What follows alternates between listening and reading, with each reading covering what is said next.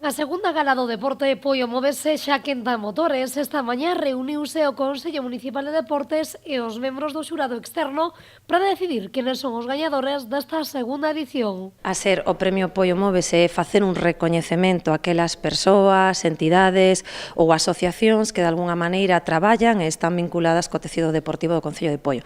Dende o Consello Municipal de Deportes se fixeron propostas e agora, pois por decisión de todos, temos un xurado externo pois para decidir cales van a ser os gañadores desa proposta. E para poñerlle un pouco máis de intriga e, sobre todo, para que tamén todos poidan ser promocionados os nominados, vamos a desvelar o nominado o mesmo día da gala que vai a ser o 3 de febreiro. O obxectivo de non dar a coñecer os premiados ata o día 3, o propio día da gala, está claro. O motivo, pois promocionar a todos, que todos poidan ter unha promoción, os gañadores, máis os que saíron nominados, e de alguna maneira dalos a coñecer, e que recoñecelos a nivel de Poio e tamén fora de Poio, porque están facendo un traballo importante.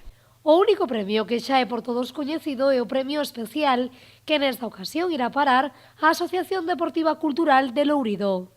Que ese foi elexido por o Consello Municipal de Deportes, e ese se pode desvelar, que un premio a unha trayectoria deportiva, a un traballo, os nominados, bueno, neste caso os nominados non, os gañadores foi a Asociación Deportiva Cultural de Lourido, por eses xogos de Lourido que ademais xa veñen con máis de 20 anos de tradición. Na categoría masculina hai dous finalistas. Un deles é Rafa Fuentes, outro é Iván Silva. Rafa Fuentes na modalidade de atletismo pola súa trayectoria, Iván Silva, que é un culturista veciño de Poio, de Campelo. Na categoría feminina son 3 as finalistas. Que estaría nominada a presidenta da escudería Buxa Motor, Noemi Blas, por 37 anos de trayectoria detrás do mundo do motor, dúas palistas de Calla Polo daqui de Poio, que tamén foron propostas, unha das xogadoras do Poio Pescamar, Carolina Agulla.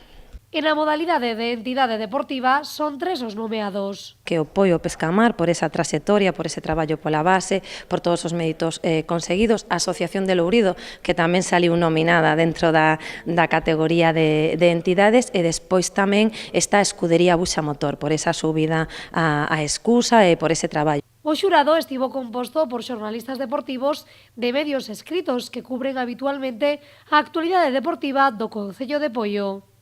Si, o xurado externo se escolleu polo Consello Municipal, se fixemos unha proposta de que foran xornalistas deportivos que estiveran moi vinculados co tecido deportivo do Concello de Poio, no? E que eles sexan pois, os que decidan o fallo final, e dende o Consello Municipal de Deportes trasladar cal foi a nosa votación máis votada, e bueno, xa logo que decidan eles. Pese a que o Concello e o xurado xa saben quenes son os gañadores desta segunda edición, o resto teremos que agardar o día 3 de febreiro para saber quenes son os premiados neste 2018.